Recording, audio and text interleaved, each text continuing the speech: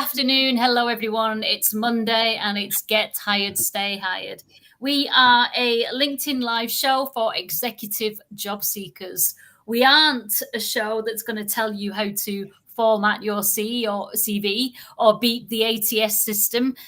We are a show to help you with getting into the right mindset to get hired and to survive those first 6 months in to stay hired. So it's mindset and it's help you become visible and magnetically visible and credible so that you attract the right roles for you. And again, stay in role, being visible to your fellow execs to prove your value once in role. So that's what we're all about. Do say hello in the comments. Do tell us the roles that you're looking for. Let's boost your visibility. But absolutely, bring us your questions. What's blocking you? What was blocking you last week? Tell us what's blocking you. How can we help? And what we did start last week was to be more accountable, didn't we? What are we going to achieve this week? So tell us. We were going to start with you as well, weren't we? So I got all bossy last week, explaining that we needed to have an accountability partner. We were going to be your accountability partner. So what did you agree to do last week? What did you set your intentions to do? Did you do it? What are you proud of? I think the first thing we'd love to know is, how are you feeling? Because how we're feeling affects how we go ahead for the rest of the week. So how are you feeling? What's one word that would describe how you feel about your job search today? Just a quick introduction from me for those of you who are new to the show and joining it. I forgot about me. What about you? I know, I mean, we can go back and explain who you are in a second as well. But my name is Sarah Farmer, as you can see on the screen. I am an executive coach and I work with senior leaders and leadership teams, helping them develop the right mindset, the confidence and the skills to lead brightly. I also work with many executive job seekers, helping them get found, get hired. So my side of this, as Vanessa's already alluded to, is the mindset side. Vanessa's very much into the marketing and helping you get seen. And we're looking at it before, during and after. So not just in the interview process, but all the way through that whole process. So if you're there, let us know, say hello, where you are joining us from today, and the one word about how you are feeling about your job search so far. Vanessa, how are you feeling about your job search this week? One word. Well, God, one word. I don't know. Now I'm feeling emboldened, maybe. Ooh, is that a word? Well, it is now. I'm sure it is. I'm dyslexic, but it sounds like a great one to me. So what's made you emboldened? Right. So I mentioned last week that I went to a webinar with a career coach, which was free, called Anil Birdie, and I really enjoyed that. And he offered a free 15-minute CV review. And I thought, you know what? It's not going to help. It's not going to do any harm. It can only help. So I booked in for that. Sorry, and you start with, it's not going to help. I know. I'm obviously words. I'm a bit tired. Is that another word? I'm tired. I'm working every hour God send on these lanterns for the Light Festival. I've got paint absolutely everywhere all over the house. You can see it on the glass and on the walls and all of this. It's everywhere. So, okay, I forgive you. I forgive you. Anyway, but yeah, I am emboldened. So I had this call to look at my CV, and it was really good. It was 15 minutes. It was just really only concentrating on that first half of the first page, because that's what a recruiter would look at, and they'd either put you in the yes pile or the no pile, with that 3-second or 7-second scan. And he was really impressed. He was like, oh my God, Vanessa, look at all these amazing things you've done. My CV is really results rich, like what I've actually delivered. It's not theoretical. And when you get into the kind of experience bit. And so that emboldened me. And he said, you're underselling yourself. And lots of other things. And it made me realize that actually, yes, I was. And there was a bit of a wake-up call. Yeah, it is a wake-up call. And so because people will be doing this. So I would also, I mean, I'd love to know if you're listening into this at the moment is, are you underselling yourself? Because my question to you now is, what was the purpose of underselling yourself? Now you know you've done it. You already knew you were doing it. Yeah. But you are now consciously aware you're doing it. Why did you do that?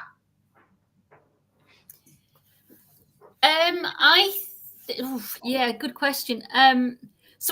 So part of it is to do with titles, which is silly, isn't it? But I suppose there are more jobs at a lower level, and so I've been applying for, and in the past winning jobs at that lower level, and then bringing them up to pay me the salary I want by showing them the value I deliver. But you've kind of dragged them up, and oh, goodness me. So I've been head of marketing, whereas for 16 years, many years ago, I was the vice president of marketing, and I was on the senior leadership team of a much bigger organization. But more recently, I've been head of marketing for smaller organizations. Yeah. And so I guess there are more roles at the lower level. Yeah, you've kind of reduced, you've started to play smaller. And the problem with playing smaller is that it's incongruent with who you really are. And the issue with that is that when a receiver of that incongruence, you know, what happens in their brain? These big words. I'm sorry. Well, basically what happens is if somebody, I'll get out of neuro blubber. Basically, when someone's looking at you and your CV, and they're thinking, hold on a sec, you used to be a VP, now you want to be head, but you're going to push us up on the salary. There's all this unknown, and it creates confusion in their brains. And as soon as we have confusion, all of a sudden you don't get an interview, or you don't get past first interview, because they're trying to figure out why are you doing that? So you're making them confused by doing it. So actually you're shooting yourself in the foot by trying to get and that continued then in role, of course, because I'm used to being part of a senior leadership team by being part of that, setting the business objectives and then creating the marketing plan that will deliver to those objectives, and be part of that whole business model generation and what are we doing with product and where are we going and all these big things. And when you're a step down, because you're used to it, you feel blind if it isn't being really clearly communicated. And so you're not satisfied in role, and you're not delivering to the level that you normally do because you don't have that view. And so the mismatch continued in role. Exactly. And that could have, and we don't know, something to do with the reason that it didn't work out in the end. And because actually when we go into those roles, we are not as satisfied deep down, even if we're keeping it well buried. I don't mind about the title, blah blah blah. Deep down we know we could be doing more, and we operate at a higher level. And you play smaller because you haven't got the big view. Exactly. You find yourself a bit more stuck in the weeds and doing the weeds. So you're not delivering the value that you ought to be delivering. So yeah, it was a bit of an eye opener. Yeah, a real eye opener. But it's really good. But great that it's made you think. And this is why, you know, having these conversations on here with the recruiters, with somebody who can see your blind spots, those things that are actually blocking your progress. This is what we're talking about on the show all the time, isn't it? How can we just dial up your success possibilities a little bit by someone else just going, you're underselling, and then figure out, why am I doing that? Then we can stop doing it. Malcolm, hello. Tech issues here. I don't know if everybody's having tech issues because it's very quiet out there, and I can't imagine there aren't hundreds of people that are clamoring to get onto this show. So I don't really know what's going on there, but just if you are there, I know Vanessa's stream is a little bit laggy and a little bit blurry. It is my end anyway. But do let us know if you're there. If you've managed to get on, just say hello. So while we're waiting to see if anyone is actually out there or able to get on, now you're emboldened. Whoop. What are you going to do differently then this week? So it means there are fewer jobs at the level I'm looking at. So I can stop playing down, certainly. Yeah. And so there are going to be fewer jobs. And I've seen there's been the job market seems a bit more active, but everything's in London, okay? And I'm not going to, I mean, I don't mind traveling to London every couple of weeks, not a problem, but it's not something I can do for 2 weeks every week because No. I've got a dog and cat and child, and I my love life is I here. love the fact you put the dog first. I've got the dog and the child. Yeah, well, that's the one that's more difficult to look after. The child has a father. The father can, but the dog's Yes. a dog with issues, so it's more difficult. Yeah. The kids are easy, aren't they? He's 14. He can fend for himself. He's fine. But so I think what I'm going to do, like I said, I'm in a few conversations about contract roles. So I'm leaning into that fractional CMO role where I'm able to help smaller companies scale up. Right. So for a few days a week. So I think I'm going to lean in a bit more to look for that kind of thing until the right job comes. And then at least I'm learning and I'm helping and I'm earning. Yeah. But I'm not selling myself short and I'm not accepting the wrong job. And I think that's probably the better thing to do. Because I don't want to go into the wrong job just for another year. And then you end up. I want another 10 years. I want.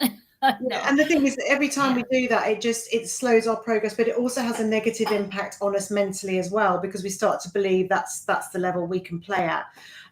Neil, well done for getting in. So you kept finding yourself being sent to last week's show. No idea why. We did only put the invite out yesterday, so that it may be that you were on an old invite, so apologies for that. But well done, you persevered, you're here. Do let us know, Neil, Malcolm, we know you're here as well, how you are. Sarah, I'm fine. Right, Sarah's like, you're freezing and lip sync isn't quite right. I don't know what that is, but do not try and press anything, Vanessa, because last time we did that. Because we broke last week, didn't we? So Neil, Malcolm, whoever else is out there, how are you feeling about your job search? What did you achieve last week? What are your intentions for this week? Let us know. Let us know what's going on. So if we think about mindset, what's the one thing that you're going to keep in your head that you've learned from that experience from last week taking into this week? Because it's quite a big thing, right? What's the one thing But it's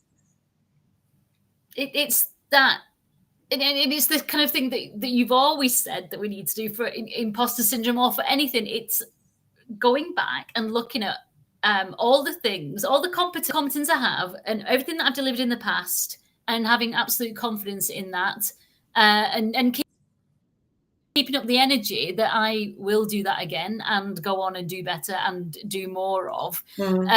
So yeah, it's just having complete belief and retaining my optimism. Yes, that everything is going to be all right. Good.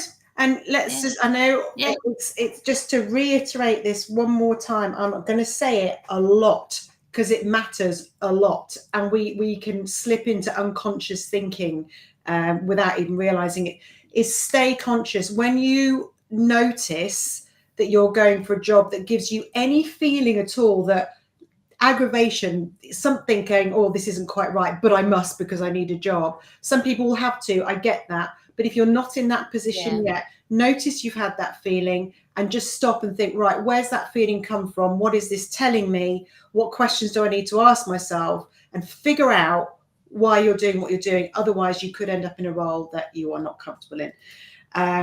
Lucia, hi, you're back. Nice to have you back, Lucia. How are you? What's going on in your world? Malcolm, I've noticed a lot of jobs outside London, particularly on Indeed and Reed. I think LinkedIn is global centric with a lot of London-based roles. I think it is. I mean, one of the things that's really important, and you'll feel this as well, Vanessa, I'm sure, because of where you live, is it's actually reaching out to organisations, researching and reaching out to organisations that are more local to you. They may not have anything yet, but start opening some doors, having some conversations, researching companies that you're interested in that are around you, because going into London or being global isn't going to suit everybody. But there are jobs elsewhere, that there absolutely are. But I wonder whether, because they're not global or they're not London based, they're actually just, I don't know, they're keeping it in-house or they're keeping it quiet for some reason. I don't know what's going on, but why aren't we hearing more about them? Maybe there aren't as many. I don't know. But yeah, I don't know, Malcolm, if you've done that. Have you researched and looked into organisations near you that you would love to work with and found a way in somehow? Because that really does work. Yes. So Malcolm was concentrating on the wood floor DIY project. Yes. Have you done it? Freshened you up. So have you finished it? Is it done? Show us pictures. Yes, you shared photos. Then yeah. Good. So what are you going to do this week? What's going to happen this week? Vanessa, what questions have you got then? You've got the opportunity here to speak to an executive coach who knows a thing or two about helping people get jobs.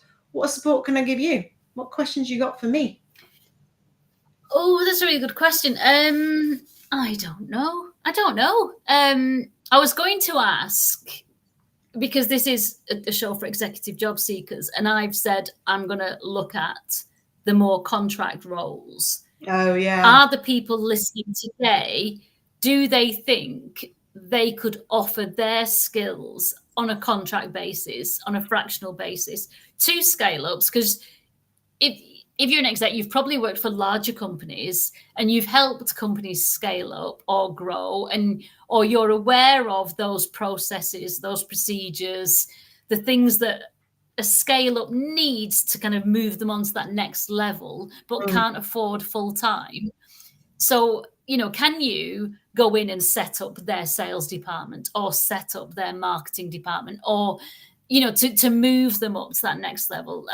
So I was going to ask the people watching at home, is that an option you could look into? So I find this really interesting, and I think it's a really good idea, by the way. And for lots of reasons.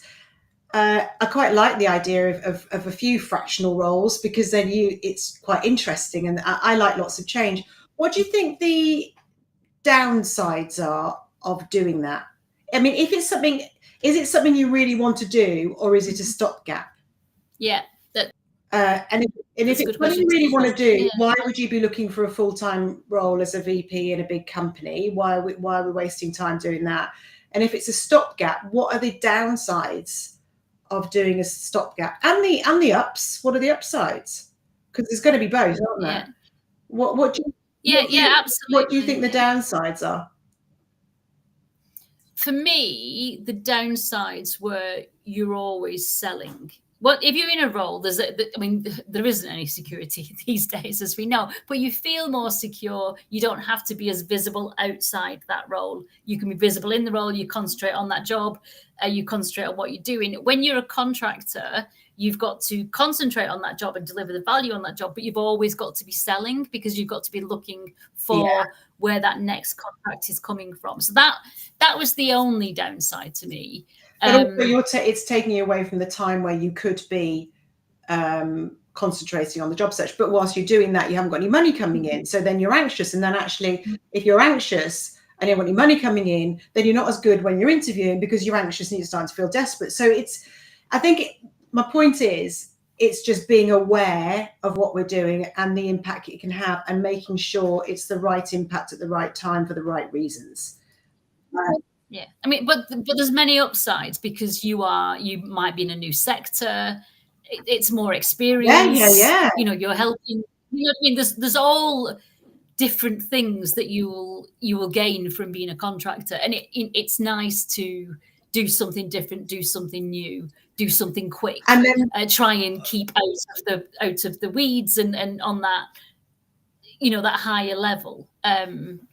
So I've got a thought which I'll come back to. I want to say hello to Lucia as well. I'm good, thanks. How are you? We're really well, thank you. Hanging in there and sustaining my contact with recruiters, aka my lifetime, and looking after myself. Yeah, good. Because I think you said last week, Lucia, your commitment was to get back in touch with those specific recruiters that could be really helpful to you.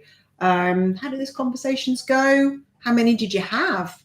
And did it move anything forward? Now I've done that, I've forgotten what I was going to say to you. We were talking about the upsides and downsides, weren't we, of doing it. Oh, I know what I was going to say was, I wonder and this isn't to scare anyone, it's just a thought, is if we go with perm and then we go contractor or, sort of split roles and stuff, and then we want to go into perm one role again, we need to think very carefully to explain why, and not be afraid to be really truthful, to say, I wanted to work, I wanted to learn new skills, and I wanted to earn some money while I was looking for my ideal role. So what I was thinking was, how many people would then go, oh God, now I'm going to have to cover my tracks because I did this, and I don't want anyone to feel the need to do that. Yeah, and that's it's true, because some hirers will be wary of somebody who's been a contractor, because they might think, oh, they only want something for the short term. They don't want something for the long term. But if they think about it, normally is that there are fewer roles at the higher level, and we do have bigger mortgages and school fees and nicer cars to pay for. And a huge amount of expertise and skills to share with companies that want to grow. So it's the story, isn't it? It's the story you portray, and making sure that you are portraying that the truth behind that story in a really confident way, consistently, wherever you're talking about it. So, when people are looking at your CV, they're going to see a change in what you've done. So how do we mitigate any questions in the robot that might be scanning the CV, or the human that may be scanning the CV? Is, I guess that's in the covering letter that goes with it. I'm really excited because I'm doing this, and just explaining it, calling that elephant in the room out, right? Before it becomes an elephant. Malcolm, getting more relevant connections on LinkedIn. Good-o, well done. How many you had? I'm so into detail all of a sudden. I don't know why. And I'm still waiting for the CPS to know whether I'm being interviewed for a role. Good luck with that. Yeah, good luck. Keep us posted on that. It's really nice, isn't it, when I know you're waiting to hear about something, but something could be coming. It just changes how you feel about all sorts of things. Right, we're not getting any particular questions today, concerns, anything blocking you. Still not heard, actually. How are you feeling about this week? What's the word that you would use to describe that? So do let us know if you've got any questions, anything you want us to cover. And also do let us know if there's anything specific that we can't answer that you would like to get answered. We have got a lot of contacts with recruiters, job seeking experts, experts who are really good at helping you process redundancy, how that feels. So what would you like, in future shows? What would you like us to bring in that we don't already cover? Anything else you can think of, Vanessa, that people might be? What about you? I mean, you're looking. What would you want on here? What else do you need? I don't know. I don't know what else I need.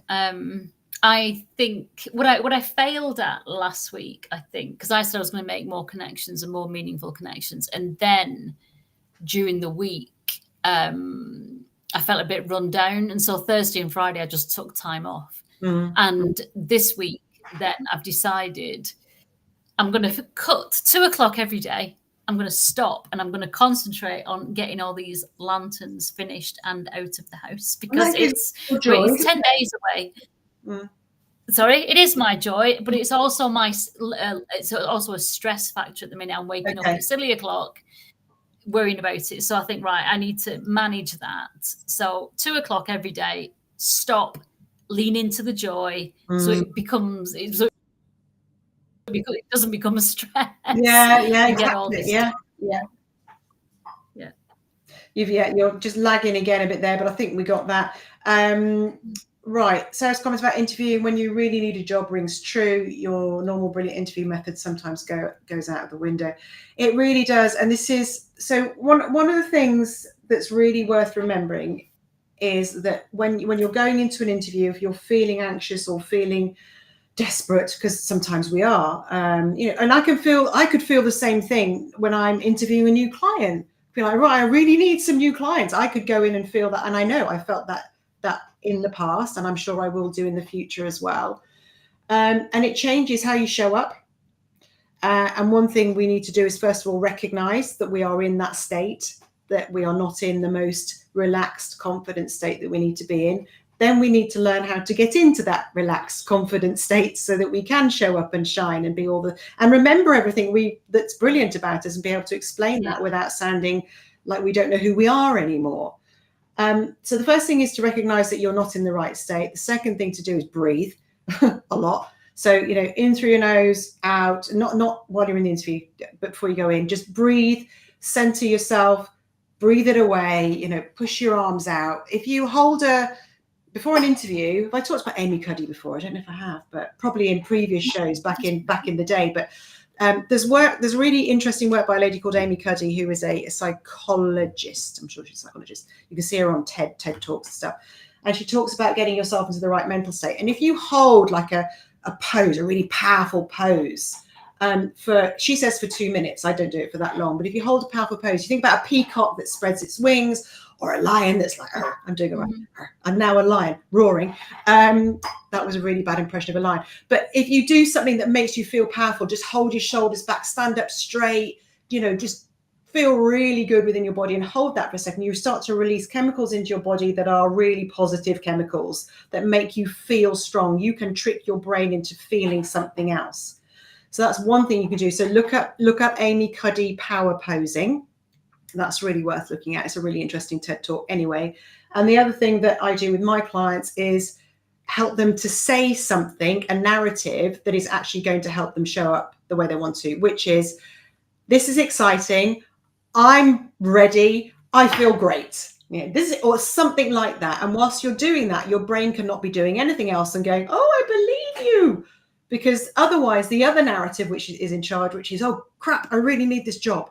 Oh, God, I really need this job. Your brain's in a threat state going, oh, no, we've really got to get this job. And then we just fluff it, or we just don't do as well as we could do. Yeah. So breathe. Think about the power posing to get yourself ready. I do this a lot before I'm going on stage, or before I'm running a meeting or something like that. I will go to the loo and go, quietly to myself. And the narrative is, this is going to be fun. This is exciting. I can't wait to explore this. What a great opportunity. You can see on my face, if I'm saying that, I cannot be going, You can't do two things at once. Yeah. Tell your brain what you need. Yeah, and I think what I learned from you is the scarcity or abundance, and you go in with the abundance, don't you? You go in brilliant, leaning into all those great results that you've delivered before, that abundance of value that you're bringing, then you're going to be emboldened and walk into the room realizing that they need you more than you need them. Yeah, because they do, because this role is you need each other, and it's about being on a level, a meeting of minds. I don't want to call them interviews. I want to say, we're going for a meeting to explore this opportunity. Am I good for you? Are you good for me? Set the level playing field, but you can only do that if you're thinking that you have the value and the skills that they need that only you can offer. Lucia, there needs to be a mindset shift with hiring managers. The landscape over the past 5 years has shifted dramatically, whereby role longevity is a plus, not a norm. Yeah, true. Many people like myself take interim roles to sustain skills and due to lack of perm role. Yeah, and I think the interim roles are great. How we feel about what we're doing matters. If we feel like, I'm not saying this is you, Lucia, by the way, that, I've got to take an interim role. It's going to come out in everything that we do. But actually, hey, I'm taking an interim role. Think about all the positives I get out of it, like we've just discussed, right? It's what goes on in here about what we're doing impacts what happens next. Yeah. Any thoughts? Any thoughts? No, I think it's a positive thing. I think taking contract or interim roles, lending your experience to a company that needs you, that you will also learn from. And you know, again, it's that meeting of equals, isn't it? They need you, you need them, you're delivering value that they're benefiting from, everyone's happy, and you're getting more experience from it in a new sector or doing something new. So it's yeah, so absolutely. I didn't notice any typos, but yeah, don't worry about it. Don't worry, it was a great comment. And this thing about longevity in roles is really interesting as well, because some people think because they've been in a role for a really long time and it's all they've done, maybe for 5, 10 or 15 years, they now think that they're unhireable because everyone else has been dotting around all over the place. Again, we go back to it. It doesn't. Don't worry about what might be a problem. Make it into a positive, whatever it is. If you believe the thing that you're thinking about is a problem, it will be a problem because you'll leak it in everything that you say and do. So how we think about what we're experiencing and the situation we're in right now really does matter, because it impacts what we do next. And it also impacts how we show up, right? How visible we are, because if you're thinking, oh, I don't really want to let people know I'm doing a fractional role or something like that, and we hide from things, we then aren't showing up authentically. And how then can we be visible, Mrs. Visible Queen? You know, absolutely. And we do need to be visible for that next role, especially if we are fractional, because we're always looking for that next role, but or the permanent role. Yeah. So, yeah. Okay. Well, if there aren't any, Malcolm says. Oh yeah. Malcolm says, can we? So you asked, who do we need to bring in? What expertise do we need to bring in? And Malcolm says, can you bring somebody who can explain why easy apply job posts are going off trend? Maybe it's because it appears they might be ghost jobs. So this is interesting. And I was speaking to somebody last week, and they'd spoken Chinese Whispers. They'd spoken to a recruiter who said, and this is, I don't understand this all, but they said the recruiters buy a tranche, so a number of ads every month. They're on a retainer. They buy so many, right? And if they don't use them, that's a bad thing. And so they're making up roles to post, and they are just ghost jobs. And I don't understand this. I think, why would you waste time creating a role, posting the role that doesn't exist? And yeah, so if anyone's out there and can kind of shed light on that, but it just seems a ridiculous waste of time.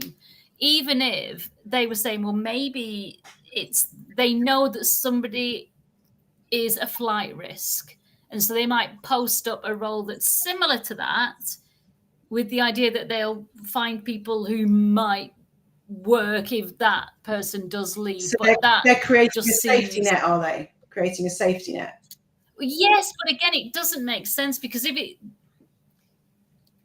you'd have to because it would never be the right role, would it? Because then when that person leaves, you would discuss then what the opportunity was then for the business, and it would have changed, as most roles do, don't they? You see, well, this was really good, this person did this thing really well, but we need to change that role now to allow for this thing. So the job description would never be a complete match, because companies evolve. But it just seems like a ridiculous waste of time. It does seem like a completely ridiculous waste of time. If that is true, I think my Tourette's might suddenly appear. What a waste of time for everybody, really. Do you know what, Malcolm? Thanks for that question. I have a couple of people, or we both have a couple of people we can ask about that, and we will have an answer for you next week. Yeah. And then Malcolm says he would happily take a contract temporary role. He used to be contacted by recruiters asking if he was available, but those calls don't appear to happen anymore. I wonder why that is. So I guess, who were those recruiters, and are you still visible to them? And maybe it's a case of, and you've probably done this, searching on LinkedIn for interim recruiters in fractional or interim roles, and just making sure that they've got an updated version of your CV and that they know you're available. Yeah. That's a good idea. So yeah, I was just thinking, what's changed? I know from somebody very close to me that it was very busy for a while, and then it suddenly got very quiet again, and now it's picking up. So it may just be the time, might have been just the end of that summer months. Yeah. But we are into October now, aren't we? So I don't know. Listen, it's tough. It's not the best fun in the world. Remaining positive and resilient is well, being resilient will lead to being more positive. Trying to be falsely positive is a good start, but it doesn't always help. Work on your resilience. Work on taking some time out, looking after yourself. Don't be too hard on yourselves.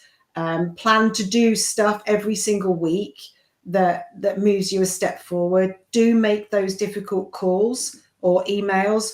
Do look at your surrounding area, even if there isn't a job. You know what, how would it, if you were in one of your senior roles and someone rang you and said, look, I've been researching your company, I know there isn't a role right now, but would it be possible to just have a coffee with you to discuss what might come up in the future and how I could help? I'd say yes. Maybe not straight away, I might be busy, but I'd say yes. Or I might say no, but either way, there's an opportunity, right? Yeah. What, we just got one more. Yeah, I'm very invisible. Okay. Why? Did you mean invisible? Did you mean visible? Yeah. Different questions from me depending on whether it's visible or invisible. If you're invisible, get visible. Get visible. What can you do to be more visible? But he says he updates recruiters as often as he can, so that means he is visible. And he is visible on LinkedIn. Yeah, I don't think. I think you've got the green banner on, haven't you? I think you have. Not that I'm saying it's right or wrong to have that, because we've talked about that before.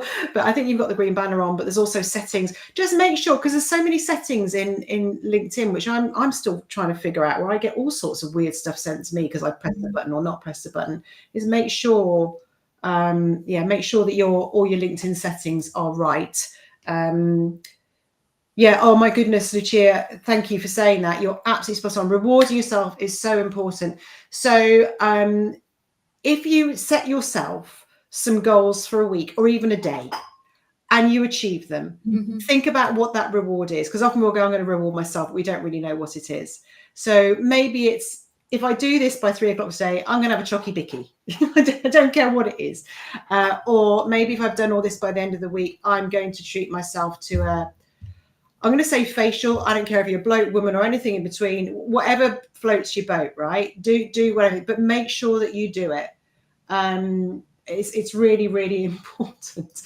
I'm sorry, I'm laughing because I've just seen Malcolm's. I mean, you are visible. Stop pretending. Stop pretending. But yeah, Lucia is absolutely spot on. Resilience. I've been learning a lot about resilience in the last 9 months because I've had some really challenging things difficult things to get through. And I've been working with an amazing lady called Jo, who is a psychologist. And we've been working on resilience. And although I talk about it with my clients all the time, it's different when it's yourself, isn't it? When it's happening to you, it's a very different feeling. And the biggest thing is just being one of the biggest things is being kind to yourself, setting yourself reasonable targets. And rewarding yourself for those things. One of the biggest things was self-care, which I'm really, really bad at, or was really bad at. But yeah, I think that's true. I think you've got to take time every day, like you say, set goals for the week or for the day. And I want to kind of achieve one good thing every day in the job search, and at least one good thing. And I want to then do one thing that gives me joy, and I think that's it. It's that reward, isn't it? It's like you're doing something, you're making progress, and you're also doing something that gives you joy that is unrelated. And I think that's really important. It's really important. And the other thing that I do now, which I found really, I know a lot of people are very into keeping journals and stuff like that. That's not me. All right. That's just not my bag. I love it. And anyone that does, I think it's brilliant, but I just don't do that. But what I do, or what I was learning to do when everything was getting really tough, was to go to bed at night. And the last thing I did was think, what am I proud of today? One thing that I'm proud of today. Rather than, oh my God, I didn't do this, I didn't do that, I did the other. What's the one thing am I proud of today? Go to bed with that thought in your mind, please. Because even if it was as simple as, I commented on one LinkedIn post today, that's something. It's not nothing, it's something. So let's celebrate the small wins, and actually maybe keep a little log of that. And you know, what are you celebrating? So with that in mind, before we disappear, because time is up, is what are you celebrating from last week? And how are you going to celebrate? Can I just say, because you said about commenting. So on Tuesday last week, I posted something on LinkedIn and it got something like 400 impressions. It was ridiculously pathetic. But I also commented on somebody's post. And by the end of the week, and I'm sure it's gone up since, 26,000 impressions on the comment. How bonkers is LinkedIn at the minute? And it wasn't a particular like influencer. Do you know what I mean? It's absolutely insane. Yeah. So if you're not doing anything else, do get commenting. And let's end on this really lovely note: is do think about what the positives are, but not if, Malcolm. That's one thing I'm just going to pick you up on here, my friend. When I get a job, careful what you're telling your brain. When I get a job, I'll be taking the family out for dinner. And what he also has said, which you can't see, is that Sarah and Vanessa are invited. He hasn't said that at all. But you were looking at we're coming. Everyone can have a dessert. Listen, thank you everybody for joining us today, for getting involved. We're here to help you as much as we can. We'll be here next week, same time, 1 o'clock, and here to answer your questions.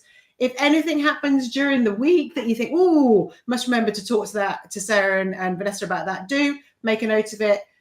Have your intentions for this week. Do the small stuff. It does pack a punch, and be really kind to yourself and just celebrate a small win a day. That's what we prescribe. Go and have a wicked week. And you, Vanessa, as well. Good luck. We'll see you next week. And you. All right. Thank you very much. See you next week. Bye.